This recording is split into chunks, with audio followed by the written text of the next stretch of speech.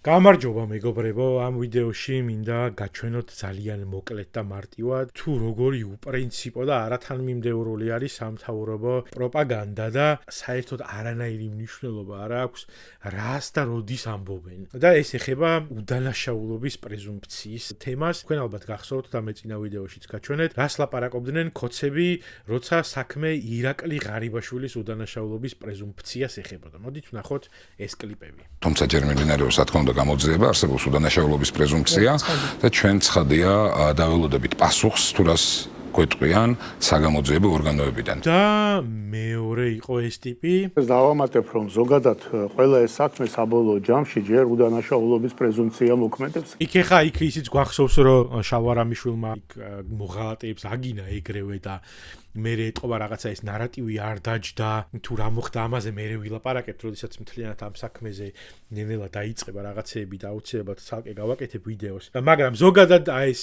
თემა რომ უდანაშაულობის პრეზუმფცია და ეს მუდმივად გვესმოდა ჩვენ სამთავრობო სპიკერებისგან, რომ ეხა ჩვენ ამაზე ვერ ვილაპარაკებთ, გამოძიება ყველაფერს აჩვენებს, სიმართლე დადგინდება რაღაცა ეს ყველაფერი. ეხა მოდით ვნახოთ როგორ იცავენ უდანაშაულობის პრეზუმფციას სამთავრობო პროპაგანდის ადამიანები. არ მომწონს ზოგადად კორუფციის ამბები ასეთი მასშტაბის ადამიანებს თუ დაუთქისდებათ, მაგრამ ძალიან დიდი სროკები არის იქ დავიწყოთ აქედან და ეს 5 დღით გაუშვეს, ხო ეს?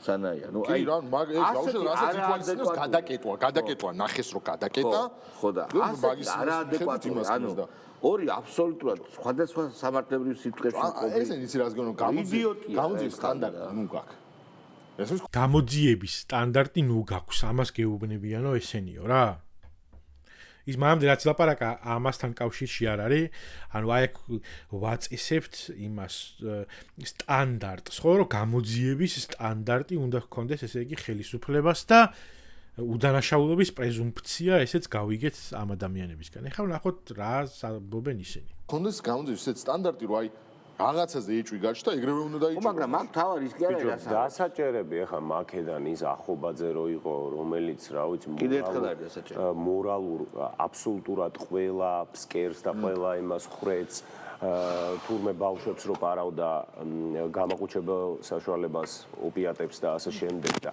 ის რო გამოძიების უმაღლეს სტანდარტიდან გამომდინარე მტკიცებულებები რო არ იყო ისეთ საკმარისი როგორც საჭიროა, მაგითო გამოუშვეს და ასევე გამოუშვეს ეგრეთ წოდებული თვითონ რასაც ეძებდა. აი მე რა მაინტერესებს იცი, იქ რაღაც მომენტში რომ წაბორძიკდა რა, გური სულთანიშვილი მიხვდა ეთყობა რას ამბობდა, რომ ანუ ტიპი ზის და ამბობს რომ დასაჭერი იყო ეს ადამიანიო და ის იქიდან ეუბნება რომ ეხლაც დასაჭერი არისო და მე ლაპარაკობს იმაზე რომ ეხლა გამოძიების მაღალი სტანდარტების შესაბამისი მტკიცებულებები რო არ არსებობდა, იმიტომაც გამოუშვესო რა. ანუ მათივე სისტემამ ის ბრალდება, რომელზეც ჯერ პრემიერ-მინისტრი ჭორაობდა რუსთავი ორის ეთერში და მე თვითონ ამან იჭორავა აქ. ნუ ვერ დაუმტკიცებია სისტემას, რომ რაღაცას აკეთებდა მსგავს და გამოუშვეს. მაგრამ მაინც დასაჭერი არის და მაინც ლაპარაკობენ სახელებით და გვარებით. პრემიერ-მინისტრი, თვით პრემიერ-მინისტრი ლაპარაკობდა ამ თემაზე რუსთავი ორის ეთერში. და ეხა ამას იმეორებენ ესენი. მაგრამ უდანაშაულობის პრეზუმფცია აუცილებლად უნდა დავიცვათ ეხა როცა საქმე ირაკლის ეხება ვიღაცა მთავრობის ტიპებს, რომლებიც ტიტუშკები არიან, ვიღაცები ცემეს, იქ თუნდაც პოლიციელები, რომლებმაც იძალადეს მომიტინგეებზე და ასე შემდეგ. ამათ როცა საქმე ეხებათ, მაშინ ანუ ეს ხალხი, აი ეს ყველაფერი და ეს დამოკიდებულება და ეს ღირებულებითი სისტემა და ეს ყველაფერი აჩვენებს იმას, რომ აზრი არ აქვს ესენი რას ილაპარაკებენ და როდის ეს ყველაფერი არის ცნობიერების ნაკადი, პროპაგანდისტული ცნობიერების ნაკადი ამ ხალხის მხრიდან რა აქვთ ნათქვამი გუშინ, ან რა პრინციპებს და რა სტანდარტებს ქადაგებენ, მაგას არანაირი მნიშვნელობა არ აქვს. მთავარი არის, რომ აი მომენტში რა არის გასაправებელი, ის გააправონ. რითი და როგორ გააправებენ, ამას მნიშვნელობა არ აქვს. და ამას ხედავ მუდმივად ამ ხალხის ბაგეთაგან გადმოდინებულს. აი ესეთი ხალხი არის და ამის ჩვენება მინდოდა ამ ვიდეოში, რომ ამ ხალხისთვის არაფერს არ აქვს მნიშვნელობა და აზრი. ერთ დღეს იტყვიან მეორეს, მეორე დღეს იტყვიან მესამეს. იმიტომ რომ ეს არის მათი ფუნქცია.